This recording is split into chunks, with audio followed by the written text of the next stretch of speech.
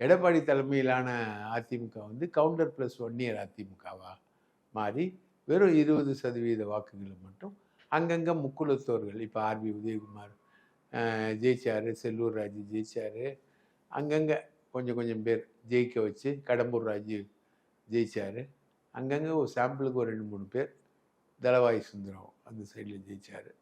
அப்படின்ற மாதிரி சாம்பிளுக்கு 1-2 பேர் ஜெயிக்க வச்சுட்டு அந்த 10.5% இடஒதுக்கீடை வந்து எடப்பாடி அமுல்படுத்தினதுனால வந்து அதிருப்தியில் ஒரு பெரும்பான்மை முக்குலத்தோர் வந்து பிரமலை கலர் மாதிரி இருக்கக்கூடிய கேஸ்ட் வந்து ஓட்டு போடுவதை தவிர்க்க அதிமுகவை முக்குலத்தோர் இல்லாத அதிமுகவை மாற்றி எடப்பாடி தலைமையிலான அதிமுக முக்குலத்தோர் இல்லாத வெறும் கவுண்டர் அதிமுகவை மாற்றிட்டு இப்போ அந்த கவுண்டருக்குள்ளேயே ஒரு ஆளை கிரியேட் பண்ணி அந்த ஆளை வந்து மற்றவங்கள எல்லாரையும் ஒருங்கிணைக்கிறேன் அப்படின்ற பேரில் அந்த கட்சியை உடைக்கிறதுக்கு ஒரு 20-25 எம்எல்ஏக்களோட அவரை தயார் பண்ணி அவரு சிஎம்னு சொல்ல வச்சு அதை அமித்ஷா வாயால் சொல்ல வச்சிருக்காங்க.